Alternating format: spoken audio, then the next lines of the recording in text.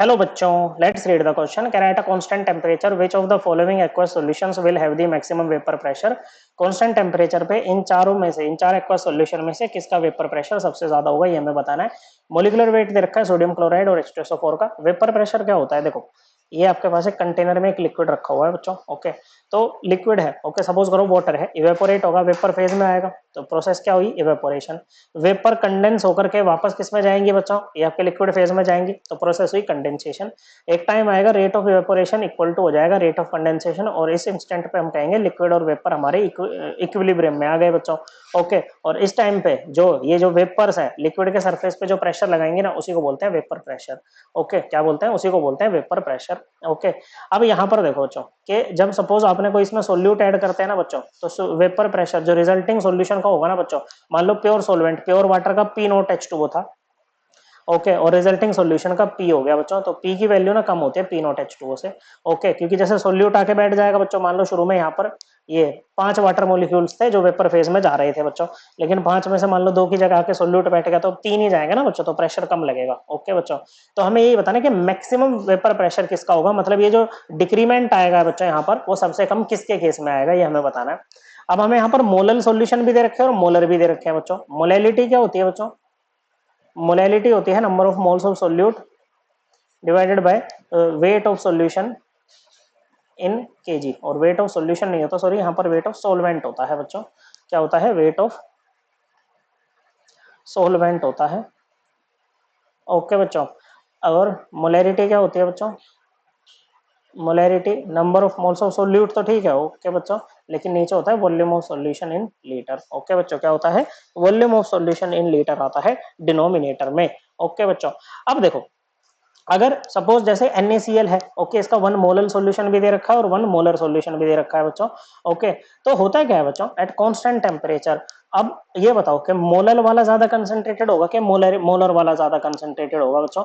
Okay, होता है ये जो मोलर वाला होता है ना, वो ज्यादा कंसंट्रेटेड होता है बच्चों। ओके बच्चों, क्या होता है, वो ज्यादा कंसंट्रेटेड होता है बच्चों।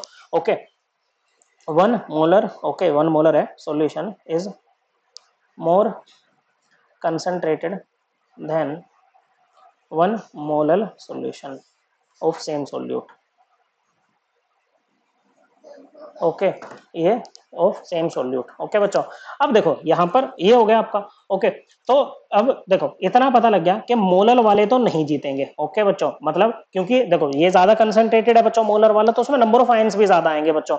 ओके, क्या होंगे बच्चों, नंबर ऑफ आयंस भी वहां पर ज्यादा आएंगे बच्चों। ओके, नहीं मोलर वाला जीत सकता है ना, मोलर वाला नहीं जीतेगा, कंसंट्रेशन ज्यादा, नंबर ऑफ आयंस ज्यादा होंगे, तो वे वेपर प्रेशर भी डिक्रीज ज्यादा करेंगे बच्चों। ओके, तो यहाँ पर ये मोलर वालों को काट दो, जीतेंगे तो मोलर वाले ही बच्चों।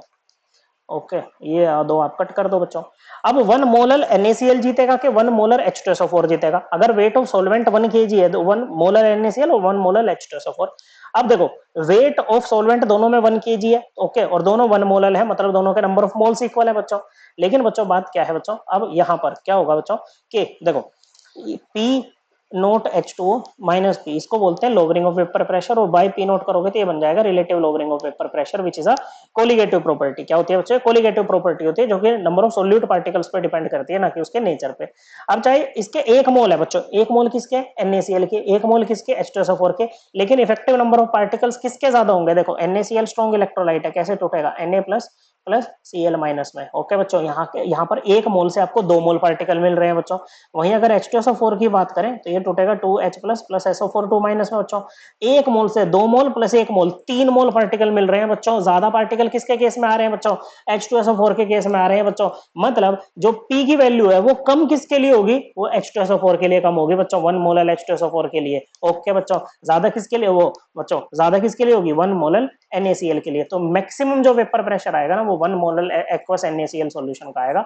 सो करेक्ट आंसर है ऑप्शन ए। आई होप आपको एकदम क्लियर हो गया होगा। थैंक यू बच्चों।